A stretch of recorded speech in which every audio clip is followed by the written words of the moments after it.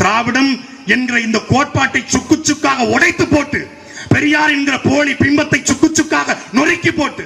இந்த திராவிட மாடல் என்பது பொய்யான போலியான மாடல் என்று நொறுக்கி போட்டு மேலே ஏறி தமிழ் தேசிய பிள்ளைகள்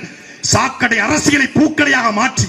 இந்த கேடுகட்ட அரசியலை தூய்மையான அரசியலாக மாற்றி, காமராஜர் கண்ட ஒரு கனவை நிறைவேற்ற உங்கள் பிள்ளைகள் நாங்கள் கனவு கண்டு நிற்கும் பொழுது, மாலை போடாத, துண்டு போடாத, பட்டாசு வெடிக்காத, வாழ்க ஒழிக கோஷம் போடாத, மக்கள் மலையிலே நனைந்தால் மலையிலே நனைந்து, மக்கள் வெயிலே காய்ந்தால் வெயிலே காய்ந்து, 13 ஆண்டு காலமாக தொடர்ச்சியான போராட்ட களத்திலே நின்று, அணுகுலை போராட்டமா, மீத்தேனா, ஹைட்ரோ கார்பனா, பரந்தூரா, 8 வழிச்சாலையா,